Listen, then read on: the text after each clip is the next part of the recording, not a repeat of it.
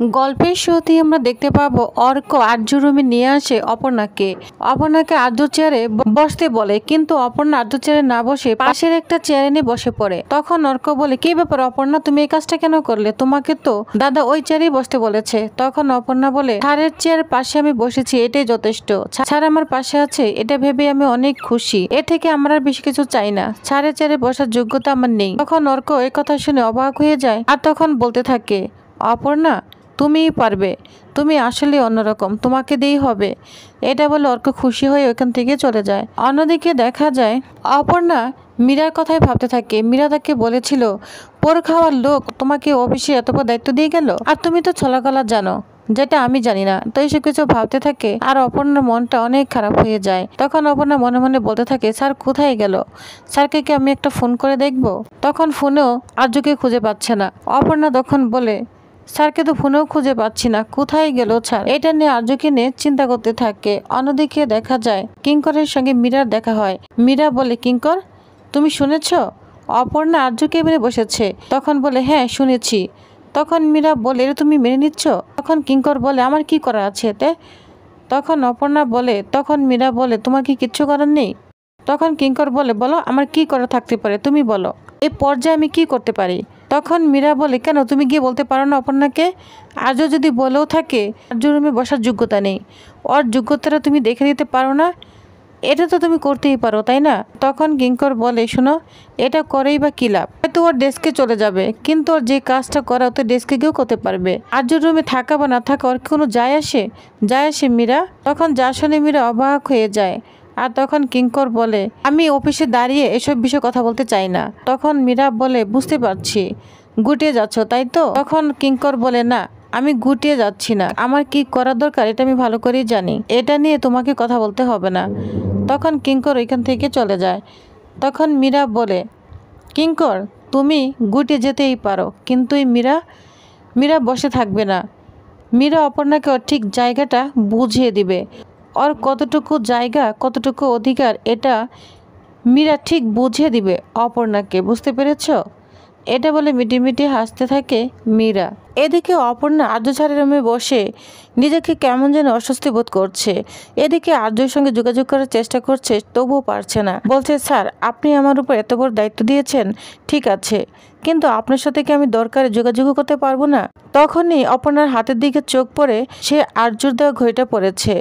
বলছে, স্যার এই ঘড়িটার দিকে তাকে মনে হচ্ছে আপনি আমার পাশে রয়েছেন, আপনি আমার পাশে রয়েছেন, এটাই তো আমার মনের জোর, আমি অবশ্যই পারবো। তখনই ওইখানে কিঙ্কর চলে আসে, বলতে থাকে, ম্যাডাম আসতে পারি? তখন বলে, স্যার আপনি এভাবে বলছেন কেন? আমার সঙ্গে কথা বলতে কি আপনার পারমিশন দরকার? তখন কিঙ্কর বলে, তোমার সিট চেঞ্জ হয়েছে আর এই রুমে আসার নিয়ম এটাই। তখন কিঙ্কর বসে অপর্ণাকে অনেক কিছু বলতে থাকে। বলছে, শুনো, তোমাকে স্যার দায়িত্ব দিয়েছে, তোমাকে সবকিছু রক্ষা করতে হবে। এই সিংহরাই গ্রুপের মানসম্মান তোমাকে রক্ষা করতে হবে, দেখে শুনে চলতে হবে, অনেক কাজ, বুঝতে পেরেছো? আজকে ক্লায়েন্ট আসবে, মিটিং আছে, প্রেজেন্টেশন করতে হবে, অনেক কাজ। তখন অপর্ণা বলে, হ্যাঁ স্যার আমি জানি, আপনি তো সিংহরাই গ্রুপের কাজ সম্পর্কে সব থেকে বেশি জানেন, আপনি কি আমাকে গাইড করবেন স্যার প্লিজ? এটা আপনার কাছে আমার রিকোয়েস্ট। তখন কিঙ্কর বলে, শোনো, স্যারকে গাইড করা, স্যারকে বিপদে বলে সব কিছু থেকে রক্ষা করার দায়িত্ব আমার, কিন্তু তোমাকে হেল্প করার কাজ আমার নয়, বুঝতে পেরেছো?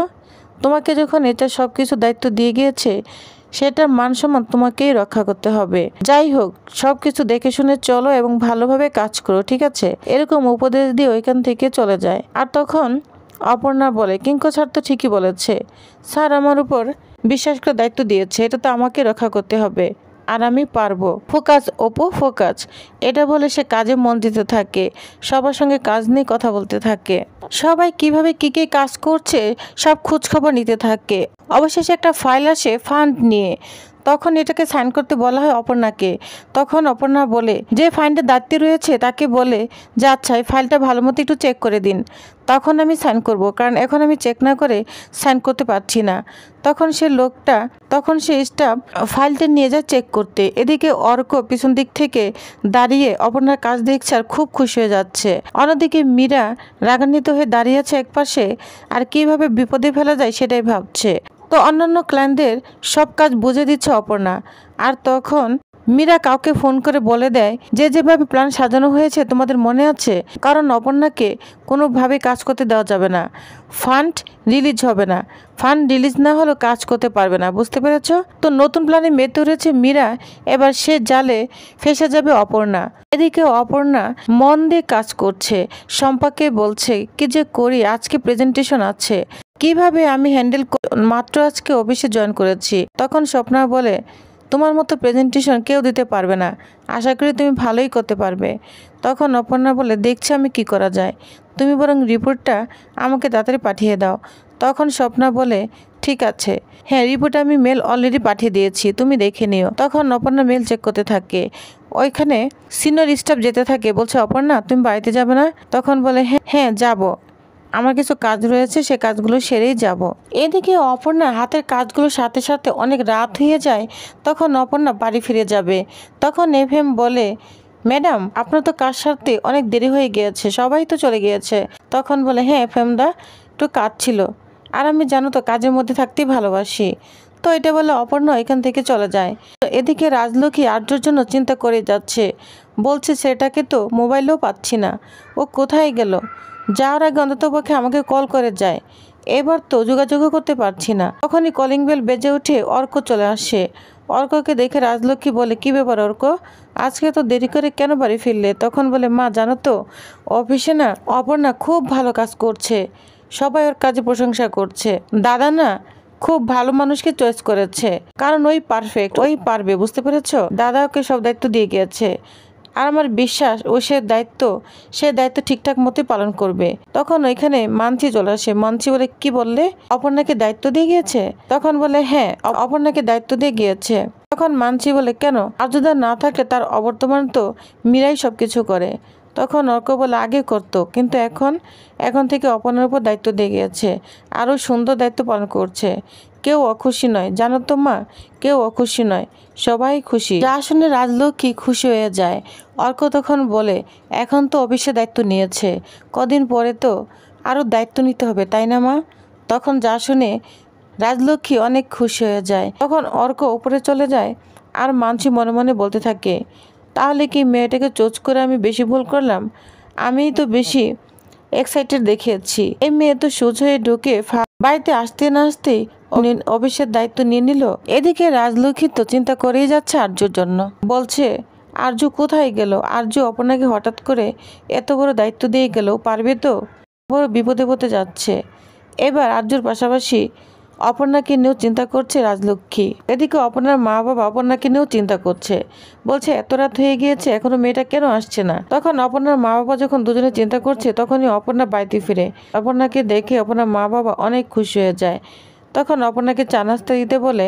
এদিকে অপর্ণার মা বলে শোন, এখন অফিস থেকে এসেছিস, দেখেছিস মুখের কি অবস্থা, একদম টানা ঘুম দিবি, কোনো কাজ করবি না রাতে।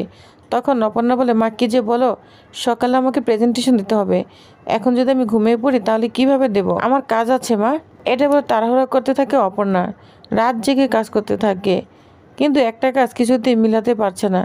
বলছে আজও ছাড় যদি থাকতো এটা ফোন দিলে সমাধান হয়ে যেত, যাই হোক আমি পারবো, এটা বলে চেষ্টা করতে থাকে অপর্ণা। পরদিন সকালে অফিসে চলে যায় অপর্ণা, সবার কাজ ভালো মতো নিয়ে নেয়, কে কী কাজ করছে সব কাজ ভালো মতো নিয়ে নেয় এবং যা যা সমস্যা সব সমাধান করার চেষ্টা করে। এদিকে আরেকজন স্টাফ বলতে থাকে ফান্ডের ম্যানেজার দেখা করতে বলেছে।